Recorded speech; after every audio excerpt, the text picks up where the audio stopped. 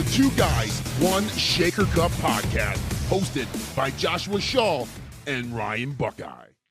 What's going on, everybody? Welcome back inside the Two Guys, One Shaker Cup podcast, episode 3. We are running along this bitch like a NASCAR race, Josh, and we're going to keep this thing going. Actually, I don't even watch NASCAR. Couldn't even tell you what NASCAR is, to be honest with you. Josh Shaw, Ryan Buckeye here with episode 3. This week's topic actually is one that is very near and dear to our hearts because we literally are the epitome of what we're going to talk about today. And the topic of conversation is, does a brand need a face, or does the CEO of the company need to be the face of that company in order for it to be successful? Or does it help it be successful? Might be a better way to put it. Because, I mean, you can look at a lot of Fortune 500 brands out there. They don't necessarily have a face of the company, but they're successful. But today, in 2019, as you start in a digital world that we live in a social media world, is it needed? And you and I both run brands. We're in charge of brands in which you have your own YouTube channel. You put out videos each week in which you're the face of the brand. I put out a podcast. I put out YouTube videos. It's me, nobody else. And because of that, we've both been able to survive and thrive and have our own businesses. And I think that has a lot to do with it. But the main question is, could we do it without us being front and center, with somebody, doesn't necessarily need anybody in general? I'll let you start because I have certain thoughts and feelings on this. Like, I'm torn. I have a more of a heavy stance. I lean one way versus the other, but I'd love to hear your thoughts because you've worked with a lot more companies with the consulting side of things, some with faces of the franchise and some without. So you have a unique perspective I'd love to hear. Yeah, this question, it actually has come up a few times.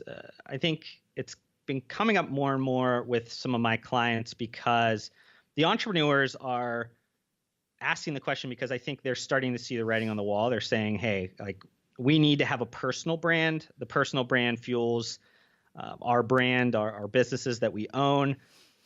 And then always the question after that is, I don't feel comments. I don't feel comfortable, or I think it's boastful, or I don't have an ego, or it's kind of a dated view of personal brands, or just being out there and self-promoting yourself. I think for the longest time, that's always been a kind of a negative trait, or, it's something that still probably a lot of people think. Maybe you and I, we have friends or friends we've had, in prior lives that look at us and go, man, these guys are so full of themselves. You know what I mean? They just must love hearing themselves talk. And I don't think we disagree. We probably do in a small sense. Oh, probably yeah, absolutely. do enjoy listening to Louis ourselves talk. But to me, I mean, I made a change probably a couple years ago.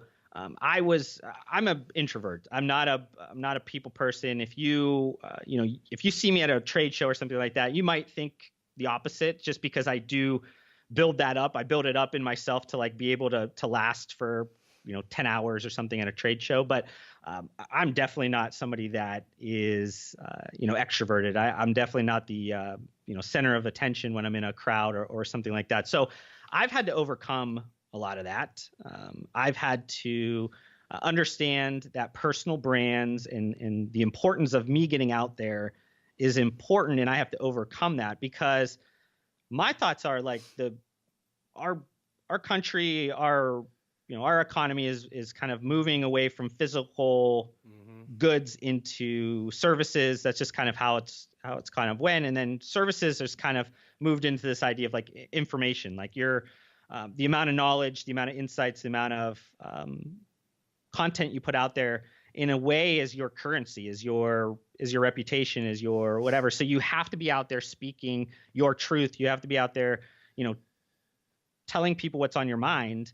Because that's how people are validating, services, or validating thoughts, or, it's moving, the economy is moving towards that direction. I think we're in the early stages, the early innings of what this is going to be in the future. I think that though we might think everybody's doing it around us, everybody has personal brands and everybody's like, still very new. We're still very much early innings on this, but I've shifted in it. I think it's like extremely important for my business. I think there's probably a lot of businesses and segments of business that are still going to be slow adopters of needing that. But for me, as a service provider, of somebody that, provides consulting, I need to be out there, showing what I know, showing my understanding of not only complex subject matters, but also, contemporary subjects, like what's happening on the day to day. What do I believe that means to the future or today or whatever. So I think I probably have a biased opinion of it because I'm an owner of a company that is geared towards services. So maybe I'm a little bit too leaning a little bit too in on it, but I don't know. I look at it and I work with consumer packaged goods brands, and I work with physical goods. So I see the value when there are entrepreneurs that are out there putting their personal brand out in front. And you can do that in so many different ways, but I think it's just works. I think it just adds to it. I think in the realm of this conversation, because we're both entrenched in the sports nutrition fitness industry, I'm going to hold my thoughts into that industry in general, because I think in this space, it might be more important. So I just want to clarify, personal brands, it's not really new per se, in terms of how we speak about it, because if you think about even athletic endorsements, like Michael Jordan with Nike, he had a personal brand within a larger corporation. So Michael Jordan had the Air Jordan brand. It wasn't his, it was Nike's, but it was his. So look how successful that was for Michael Jordan in the shoe space. The athletic endorsements have been going on for a long time, which is sort of a form of personal branding within a larger scope of things. But within sports nutrition, I'm thinking about two of the fastest growing sports nutrition companies that I can remember. One being Muscle Farm, which was backed by Corey Gregory, who was at that point was early face of that company, and you were there, Josh. Grew super quick. If you didn't have that lime green cover in your cabinet, you weren't cool. You weren't doing something correct. And in 2019, it's Redcon One, and Aaron Singerman is front and center in all social media and all video. So those are just two examples of brands within sports nutrition in which the entrepreneur was front and center, was available to the consumers. People could see into their lives, and they were very successful. You can name a bunch of other brands. Mark Lobliner is a good friend of you and mine, MTS Nutrition. He leveraged YouTube and leveraged the fact of putting himself out there to become very, very successful. So I'm in the breadth of saying, in sports nutrition, you need something. Somebody has to be there. Whether if the CEO is not comfortable with it, then you need an athlete. But the problem with the athletes is they're unloyal. They can skip brands, and if they move from your brand to somebody else, they take that brand loyalty with them to a new company. So you have to be careful with that. The other part of that is the Rich Piana story, right? So Rich Piana, front and center, 5% nutrition, untimely passing. What happened to that brand? It basically went away. 5% is now just finally kind of coming back, basically 2 years after the death of Rich Piana. So that, when you put your eggs in the basket of front and center CEO being the face of the franchise, if something happens, whether it be in that case something drastic to where he passed away or something in which they get in trouble with the law, you're banking your entire brand on you, which, I do that with Fitness Informant. If I die tomorrow, FI's dead. It's gone. It can't go on without me because I don't have a staff of people. And even if I had a staff of people, I still think it would die because I've put my followers, my 13,000 plus followers on Facebook, and the 15,000 people that come to the site, and all the people that watch the YouTube channels, they watch it because of me. Fitness Informant is Ryan Buckeye. So I've been able to become successful, do this full time as my business because it's me out there, putting myself out there, because I think, and I've said this before on record, that we live in such a reality TV world today that people love to see what's going on with the brand. They want to know who's behind it. They want to know, is the person in charge actually living the life in which they preach? And I think that's super important. I literally open the doors on my Instagram channel and I let people see my dog and see my bedroom and whatever it might be. They eat that stuff up. So I think it is a necessity, especially in sports nutrition today. And I can remember a guy who writes with me, Gerhardt, went to the LA Fit Expo, and he said his observation was the brands that didn't have a personality didn't have a long line at their booth. They didn't just have a lot of interest from consumers, but the Redcons of the world, the Blackstones of the world with PJ, those are the people that have lines. And that's why people come to those booths, is because they want their opportunity to meet the man behind the scenes. And by behind the scenes, I mean in front of the camera, putting themselves out there, making their brands be more successful. Yeah, I mean, I think that you brought up a point about, this reality TV kind of world. I always use the term like a voyeuristic. Like people are very voyeuristic now. I mean, you tend to follow a ton of people on social media. You're involved with a lot of people intimately into their lives, but you sometimes don't even know who they are. But it translates also to how people spend their money, because they want to know who's behind the brand, and they also want to know, like, is that person, maybe whatever you're looking for out of that person, are they a trustworthy person? Do they walk the walk, or are they something you aspire to be, or anything? It could be whatever that is that you're looking for, but it provides that opportunity for people that are looking for that are not making a mindless decision. Like they want to look a little bit further into the brand. It gives that opportunity to them. So I think there's an element of it helping the brand also from bringing in some new consumers that have some different purchase criteria, that have some different ideas of what they want to purchase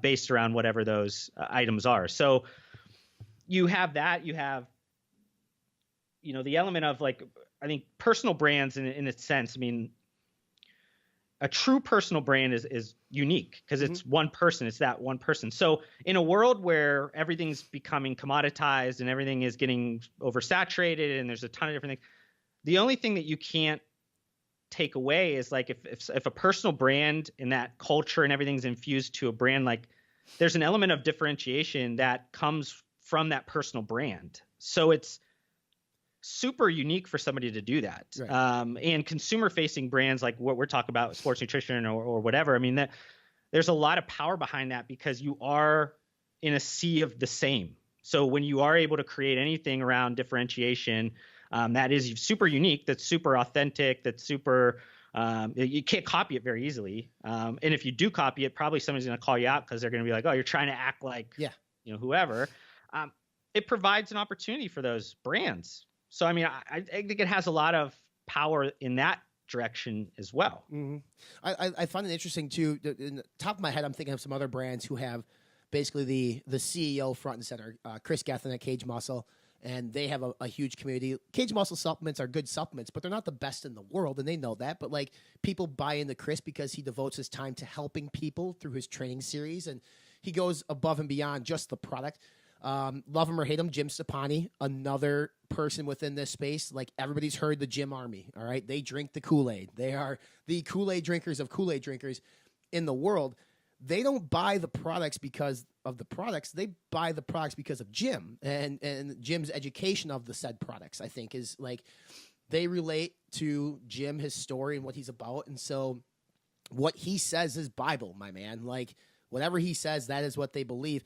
And I can't fault him for that. Like, that's his personal brand, and it's survived and thrived because of that.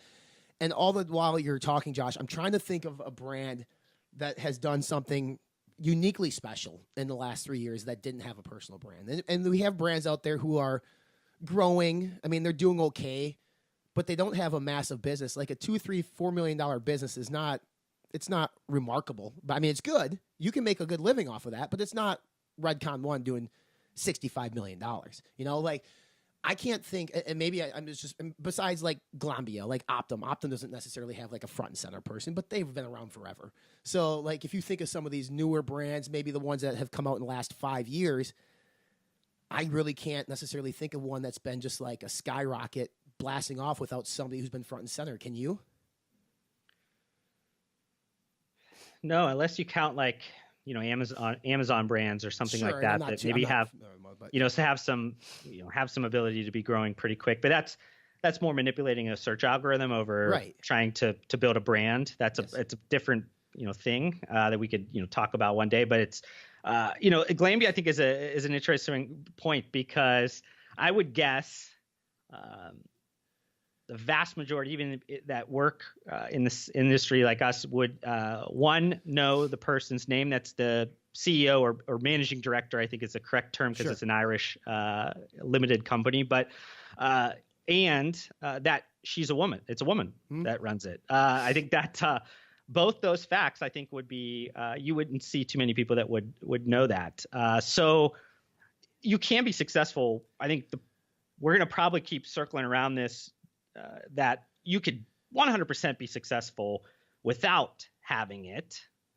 But I think that it has so many effects that help you if you do.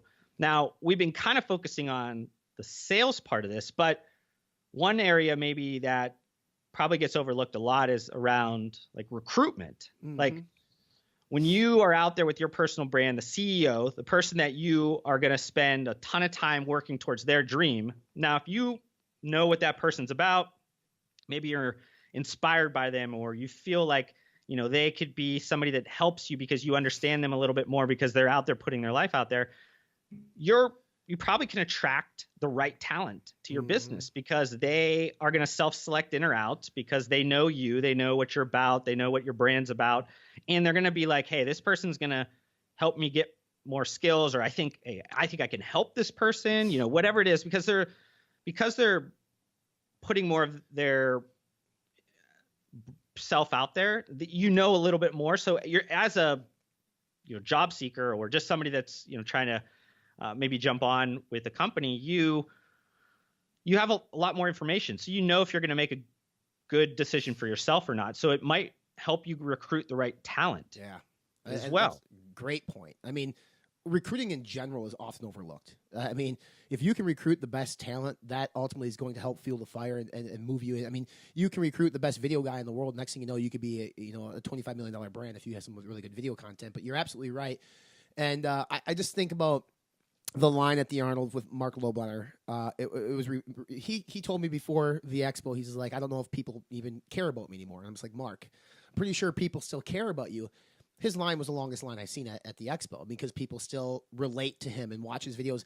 And that brings me to another point is like being the face of a brand doesn't necessarily mean you have to take a conservative approach. I mean, you can have a polarizing figure and it actually might be beneficial for your brand. And the thing I've heard before, and I attest to it, is like those people who try to please everybody end up pleasing nobody. And I think you and I have talked about this before. So you have to take a stance, and that is ultimately another way people relate to you and agree with you and buy into your brand, is you need to take a stance on some controversial topics. And Mark is a case in point individual that does that. Like, he does not shy away from the hard questions. His brand is thriving. Albeit we don't sit here, you and I, when we talk about brand of the year, MTS doesn't necessarily get tossed into the top 3 all the time, but it probably should. I mean, he quietly is growing that business at a nice rate, but he's humble about it. He doesn't necessarily have to toot his own horn, but he's still front and center. And I'm super curious because I know you spent time at Muscle Farm, and I know that was, I think until Redcon was the fastest growing brand. I think Redcon maybe was faster growing at this point now. You could fact check me on that. But in those meetings, when you spent time there, was there any talk about, you know, being front and center with Corey and taking advantage of early days of social? And obviously you guys signed like Sean Merriman and Tiger Woods, and you had some big name athletes on contract. But Corey was still front and center. Like, people still knew who he was, and he's still to this day, even years after being gone, is out there doing another brand, still on social, doing his own thing. So was that ever a part of the conversation in marketing and branding for that company? Yeah, 100%. There was 3 kind of main owners that came involved. There's 2 founders. There's Corey, and then Brad, which was the CEO, which a lot of people might not know that Corey wasn't the CEO. So, I mean, Brad and Corey kind of started. And then when Jeremy DeLuca came on board, and that's when I came on board as well, you kind of had a three-faced monster, whatever you want to call it. But you had Brad that was more like vision, more like he's creative in a very business sense, where he's gonna. He was the one that drove a lot of the early success of, you know, product maps and sponsorships and just a lot of those things. And then you had Jeremy that was very much relationships, with that guy that was, you know, you can have him meet with people, and then, you know, they would be their best friends coming up there. And I think that's kind of a similar thing that he did at bodybuilding.com when they were starting it. He dealt with the brands at bodybuilding.com with the early days. So he did a lot of that kind of schmoozing. And then you had Corey that was, a fitness cover model person that was really into that. And he was comfortable being out there, he was kind of, you know, wanted to be out there. He had a lot of really great information he wanted to put out there, from training programs or living the lifestyles or any of those things that now we look at it. And this is, this is early 2010s. This is almost getting to the point where it's a decade old. Those things were not all that common. You didn't have brands putting out a bunch of content on social media or, digital content or anything like that. So you had, it was very much a conversation that we would have in strategy meetings, where everybody knew their role and everybody understood kind of where it needed to be. And Muscle Farm did support Corey with a lot of their athletes, or being part of the UFC, or you had a lot of other things that weren't just around one personal brand. Right. But yeah, he was definitely inserted as the face of it. And to your point, I mean, a lot of people probably still people thought he was the CEO of the company, and the CEO was totally fine with that. He was not one that wanted to kind of step in line and say, hey, I'm the person. So it worked. And just because, let me clarify this too, just because you have a personal brand on social or in the world does not necessarily mean you're going to be successful either. And Lane Norton is case in point of that, right? He came out with Carbion or whatever it was, that brand that was a bodybuilding.com exclusive. It failed, and he had a massive following too. Now that was ultimately a relationship flaw between him and bodybuilding and how they educated the consumer. But I think more oftentimes than not, if you have a strong personal brand and you're behind the actual brand, you have a better case to be successful, and you can grow quicker because you can relate to more people through social platforms, digital means, than those who don't. Now, that brings me to this next point, is so many of these brands they see a PJ Braun on Instagram next to a Ferrari and a good-looking woman, and they say, I want that. So they contact a contract manufacturer. They make up 500 or 1,000 units of a mediocre pre-workout, and they just expect it to sell. Well, if some of these people took the time to build a personal brand first and then on the back end maybe launch something, they probably have a better chance of being successful. So hypothetically, I'll say this, right? Like with Fitness Informant, I now have a personal brand. Should I ever decide to launch a fitness or a supplement company, I'm not going to, but should I do that? Like, I already have a personal brand in which people believe what I say. It has a better opportunity to be successful than me just starting from scratch. So in today's age, I guess I question why brands don't do it. I mean, we have all the means necessary to create a personal brand. We can connect with so many people across so many different geographic locations with social, and there are brands that don't do it. And to your point, it's probably something along the lines of being uncomfortable. So my biggest thing and my challenge to people listening to this, that when you look at your brand, if you don't have a personal brand today, get comfortable being uncomfortable. You need to do it. If it's not you, it has to be somebody you trust. But again, back to that point earlier, that person could just leave you and go somewhere else. So ultimately, it's best to have the person in charge be that person. And if you truly believe in your brand, you live that type of lifestyle, put yourself out there. I mean, let yourself be accessible to the consumer and let them see what's going on in your life, because I think ultimately in the long run, it's going to pay off, or at least has a better opportunity of paying off, because I know so many brands, Josh, and you do too, great products, great formulas. Nobody cares because they don't know who it is. They don't know who the brand is. They don't know what the brand stands for, because there's people behind the scenes that just don't take that next step to be in front of the camera or to be writing blogs or whatever it might be. And I guess I'm curious too, with your consulting, like how many times do you have that conversation with brands saying like, it would do you some favors if you step out behind the light and in front and center, let your consumers see who you are? It happens a lot more now. And I've probably in the last year or two, I've worked on several personal brands along with me having a client as the brands, because I realize that those things are now running parallel together. So when a entrepreneur is not comfortable for whatever reason, it's usually because they, one, believe it is going to kind of distract them. Like they think it's going to be too much work to maybe put all that out there, or they have some misunderstanding about personal brands in general, or just like how to create or what to show or whatever. So a lot of it comes down to just like helping them kind of conceptualize it, understand what they can and cannot do and what would work well and what you should implement into your consumer brand, what you implement into your personal brand, like what are the crossover areas. There's a lot of that kind of questions. I think people, because they don't understand it, they just default to not doing it at all,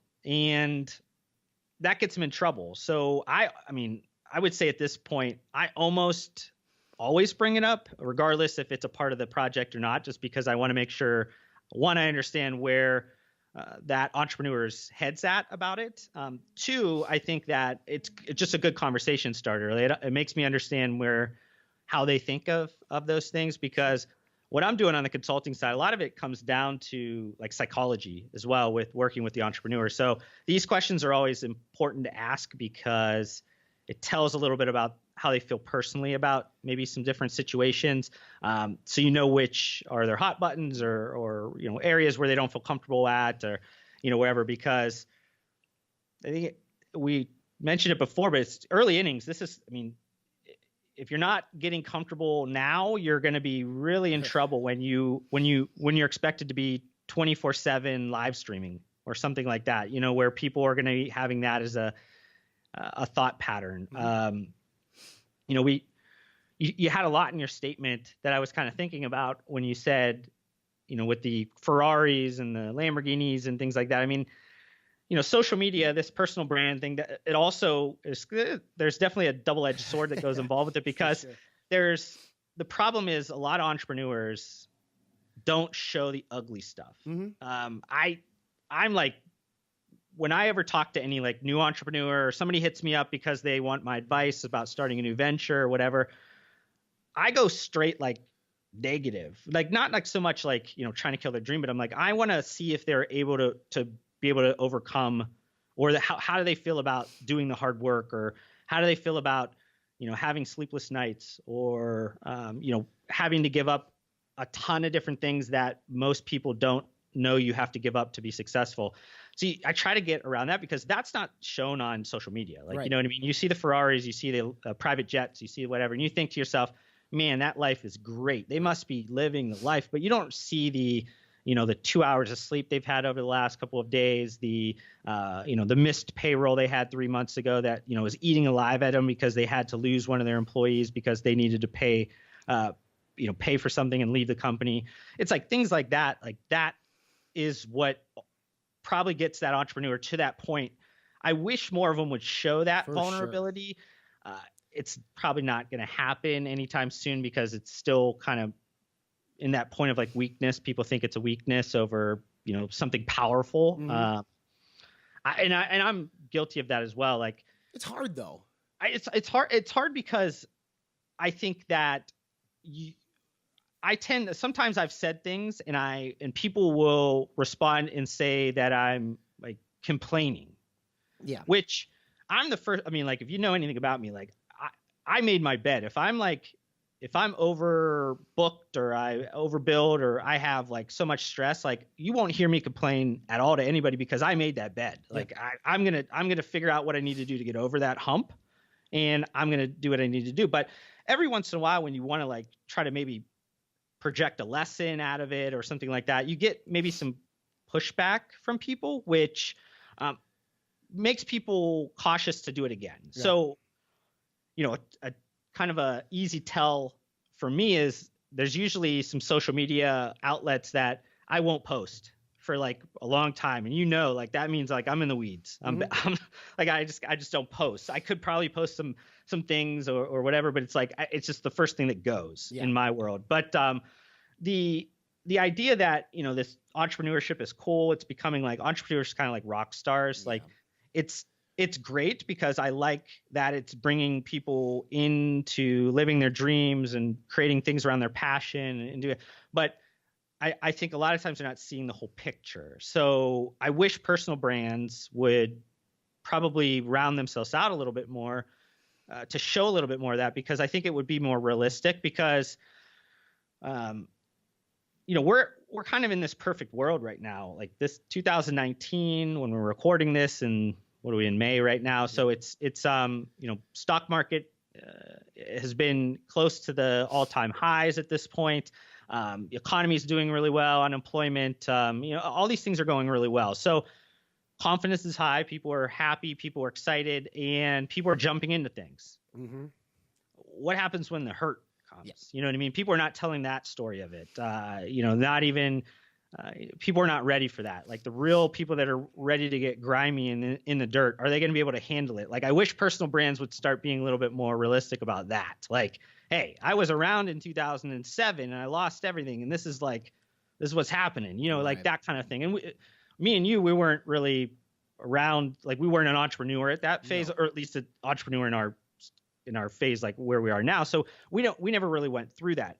Now, both of us are old enough to know, like when we were coming out of college, we were in the worst economy. So we had to probably do things or take jobs or do whatever that we weren't necessarily, maybe we thought was our worth, what we thought we were worth or whatever it was. But so we saw a little bit of that. And I think that shapes the way we are. But there's a lot of people that are coming into this that are younger than us that don't at all. And maybe it's our job a little bit to help that. I mean, because neither one of us are really doing that as well. But you were talking about, just how that is like the flashy, and that maybe helps. And it just kind of, to me, it's just, I hope people don't see a Ferrari and then think, that's an easy path to that. Sure. Or I don't know. I mean, right. I mean, the entire time you were talking, all I could think about in terms of personal brand was Tiger Woods, of all people, because you just mentioned, like, they don't see the negative side of things. Because I don't think to grab my phone and IG live a negative moment in my life per se, and I don't think most people do. But a reality TV star where the cameras are rolling all the time, like I don't love talking about the Kardashians, but it's on in my household every now and then. But like when Khloe gets cheated on by Tristan Thompson, that's what draws viewership. That's what draws people back. The negativity, because people want to see people come out from the weeds and be successful. Tiger Woods, very successful, top of the world, literally hit rock bottom in his life with everything that went on with the scandal, with his ex-wife, with the drinking and driving, with the prescription drug use. Literally, you couldn't get any more low than that guy got. Dude wins the Masters in 2019. Probably he's never had a larger fan base in his life. And he was the most popular golfer in the world previous to everything. But because he went through that, and because people went through that with him, and it was in the public eye for everybody to see, he then, I mean, granted, if he had not gotten back to the top, it probably would have been like too bad. But because he persevered and got back to the top to be the best in the world, to win the Masters, and to be a legitimate golfer again, like, and people saw that, was able to experience that with him, he's now more popular than ever. And that could happen with the brands, to your point. Like, if we're able to show the negative side, the 2 hours of sleep, you're not necessarily going to show the arguing with vendors, or, maybe you have to throw away, thousands of kilos of product because it was bad. Like, I mean, or whatever it might be. Like, those are things that we don't see. It's always like, had a record month. Well, what happens when you don't have a record month and you have a hard time paying your bills? That'd be kind of cool to see, because that's the reality of entrepreneurship. People live paycheck to paycheck. People don't get sleep. It takes a toll on personal relationships with families. Sometimes you don't see your kids. You're gone for weeks on time. Like, those are legit things that come with entrepreneurship, but it never makes social, to your point. It never makes the public eye. And I feel like if there's somebody out there that would do it, and I'm sure that there is, it could really actually bolster that brand, that personal brand, because now you're more of a real person than ever. Yeah. Like, you have the positivities, you have the negativities, because nobody's, like Burger King says, right? You're not happy all the time. Like, you can be unhappy, and it's the reality. And in 2019, there's probably more people that are unhappy than ever, even though you just mentioned, like, the economy's an all-time high, but depression, mental health, all that stuff is also at an all-time high. So I think when people can maybe relate to different things that people are going through, it helps them gain more of an appreciation for that person. Therefore, more appreciation for the brand that they represent, and their dollars will be spent to support that person and that brand. So I'd be curious to see if we actually see some more negativity show up on social over the next several months in our industry, but even in the broader industry too, because it's uncomfortable, I think, for us to do it, and sometimes it might be uncomfortable for people to watch it, but it's very relatable and it's very real. Yeah, I mean, we're dancing around this idea of, like, humanistic, adding some humanistic approach to the brand, and I think that personal brands do that. They add that humanistic approach because, like, what's that common saying where you're like, people buy from people, not from brands, or whatever. Mm-hmm. So your biggest salesperson is usually the CEO, even if that person's not really selling maybe at the lower levels or whatever, but like, it still has a ton of influence on sales. So like, it's just kind of rounding this all out. And we're talking obviously on a smaller scale with brands like, somebody like a Mark Zuckerberg or something like that. Like, they have to be a lot more cautious, because when you're dealing with public companies and you're dealing with different things like that, you have external things or interpretations of things that could change drastically the outcome of your company's stock performance. Right. So you have a lot more like eyes on you. You have to look a certain way and appear a certain way, and you have to kind of do that. But we're talking about kind of small and medium-sized businesses, which is most what we deal with. There's that element of it that helps just a common consumer feel better about buying something from somebody. And I think that's where this all comes down to, is that, you're trying to attract the right buyers into your brand. And a way to do that is to be authentic and be yourself, put yourself out there a little bit. Now, you can do that in so many different ways. I mean, I think that, we probably are a little bit more advanced than a lot of people because we're on YouTube. We're doing all these different things on video, but only a few years ago, I was only doing written articles. I didn't want anybody to know who I was or know my face or whatever. I just wanted to be the guy behind brands, and I was cool with that. And that worked. It was fine. Now that I've moved into video and other things, it's accelerated that growth. It's definitely well beyond where it was when I was just doing written stuff. But you got to start somewhere. You got to start putting yourself out there. Whatever you feel comfortable with, just start doing it. I think both of us can agree. Like when I first started doing video, I was so nervous. Like I turned that camera on and I would just like wouldn't know what to do. I was like, what? But now it's kind of like it's just natural. You just do it. It just happens. So, and that's only after I've been only doing video stuff for, 6 months or something. Right. So, short period of time where you can become something that's, a better personal brand that actually helps your business. So I hope that, whoever listens to this, regardless of where they're at in their, they could be owners of companies. That's cool. They probably know better. They know they should be doing this. Even if they're not doing it, they should. But even if you're just a professional, you're somebody that's in a company, you are looking to advance in your career. I guarantee putting yourself out there, your personal brand out there in a way that's going to, be, helpful, I guess, will pay dividends to your career, even if it's on a side project or whatever. Like if you're really into, fantasy football or something, you start a fantasy football, whatever, and you're really like, that could be your career in 2 years. I mean, in your example, how long did it take you to transition, from corporate America, a big Fortune 100 company into now? I mean, it was quick. Just a little over 2 years. Yeah. Yeah. I mean, that's quick. I mean, I know that people are going to, when I say quick to people, 2 years, that's a long time.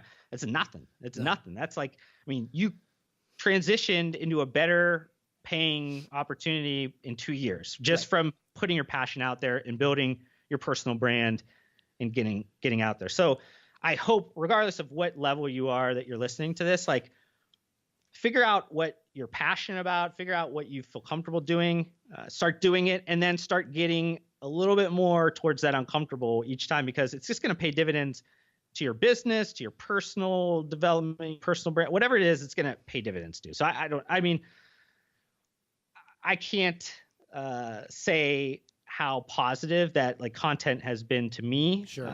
I just feel I feel very passionate about just content creation and just putting your thoughts out there, having validated thoughts, being able to learn and create a community and network and it's all these things that you get positives out of it.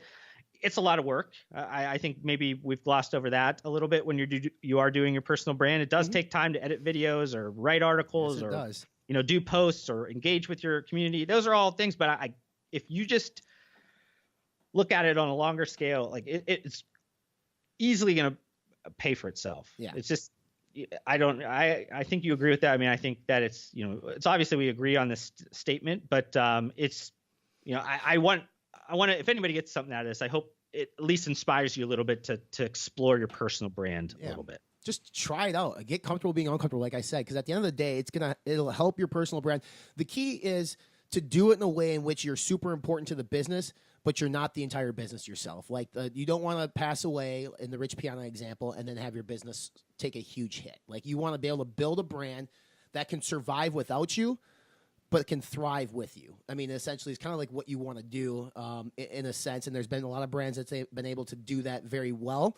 And there's a lot of brands out there that I know in terms of in this space that they have really good branding, they have really good products, but they just lack that last and final piece. And that final piece is that human touch. And if you can add that human touch with a personal brand, I guarantee, as long as you're authentic, your brand's going to grow, and you're going to grow quickly, and you're going to be happy that you got uncomfortable and you did it for the brand, you did it for your employees. So that's my challenge, right? Like my challenge is the same as Josh's. Like we challenge you to take that step out from behind from in the darkness into the light and just try it and see what happens. And once you do this more and more, like in Josh's case, and you become comfortable with it, it becomes fun and it becomes something you look forward to, and it gives you an opportunity to connect with your fan base and connect with your consumers. And then you're really starting to help give back more in any sense than you ever have with any product that you ever came out with. If you can actually provide that personal touch and provide people with what they need, and what they need is that human connection with your brand. And you as a CEO, or even to Josh's point, somebody within a company that's maybe just in a mid-tier job that wants to advance, put yourself out there because you'll advance quickly than you've ever imagined. So yeah, love to hear your feedback. We'll be posting this on social. Love to hear your comments on our Facebook post. We are on iTunes, Spotify. We're on YouTube as well. Again, I mentioned Facebook, so you guys can check that out. We appreciate you all tuning in. Again, if you have any comments on this episode, leave it. If there's any topics you want Josh and I to discuss and talk about, we'd love to hear it. We'll dive into pretty much anything because we can make 35, 40 minutes into a topic and make it engaging and fun and conversational. Like this one might be my favorite one we've ever done. And we've only done 3 so far, but it's been really good. So I'd love to hear from you guys. Love to hear your feedback and anything we can do to make the show better. Holler at us. We will incorporate your feedback, and we'll take it from there. Thank you guys so much for tuning in. Josh, anything? Nope, that's it. Thank you guys. Appreciate it.